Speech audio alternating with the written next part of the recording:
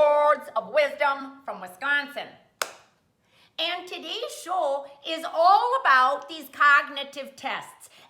Everybody's talking about the 5 things you got to repeat in some of these cognitive tests, and what's your IQ, and how do you take these tests and whatnot. So what I'm going to do in this show is give you some tips on how you can be prepared for when you take these tests. You're going to know all the little tricks of the trade they try to pull on you, and you're going to be prepared to be able to ace these tests. Now, put your thinking cap on. Here we go. The first one I'm going to give you some examples. The first thing they're going to show you is like, can you understand patterns and like recognition and logic and whatnot. So you'll see something like this. X out, X out, X out. It's like a tic-tac-toe. And they'll say, what's the next sequence? Well, they'll give you some choices. Is it this one? Oh, I don't know. Is it O in the middle? Is it X in the middle? Or is it showing that O wins? Well, that's easy.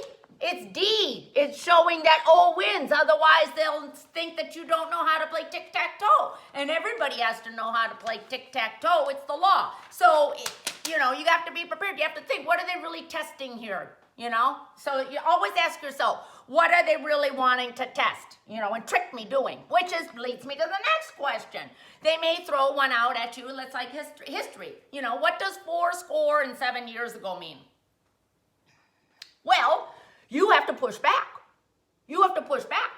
And don't be afraid to push back, because you have to say what sport are we talking about? If it's basketball, every time you score, it's 2 points. So 4 score is 8 plus 7 is 15. But if we're talking about football, every time you score in the end zone and then kick it through the goalpost, that's 7 points. And 4 times 7 is 28, and 7 is 35. So you have to raise your hand, and if they're a reputable company, they'll allow you to ask a question for more clarification. You say, I need some more information. I cannot make an answer with the information that's provided here. And that will show that you're thinking outside the box. They'll be very proud, and they'll say, oh, she's a toughie. This is going to be a hard nut to crack, okay? Then they're going to come at you with the 5 things. They're going to say, repeat these 5 things. Read them and repeat them. And it'll be like yellow school bus, green M&M, ink cartridge, Reuben sandwich, and family. Got it, okay? Now, here's the trick. Remember that, because they're going to ask it later.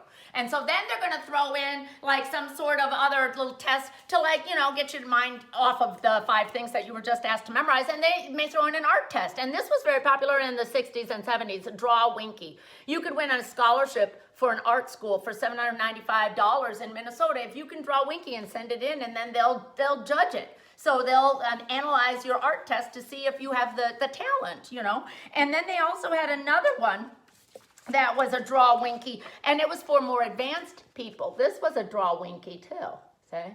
So then they'll throw that, and then they'll tell you to draw Winky. So you'll spend some time drawing Winky and testing your, capability to be able to draw in 3D and stuff like that. Then they'll say, what were those 5 things again? Can you remember what those 5 things were? Yes, I can. Yellow school bus, green M&M, ink cartridge, family, and Reuben Kincaid. Get out of town. I'm on the ball, okay? Then they'll throw in some math.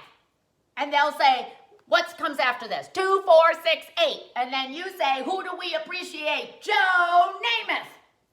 Okay? That's an easy one. And then they may pose some sort of like serious math question and ask you to multiply like 10,432 times 645. And then you can say, may I use my fingers? And they'll say yes. And then you go like this. 6,728,640. Okay? Got it, okay? Then they'll show you something that will really be like a mind blow.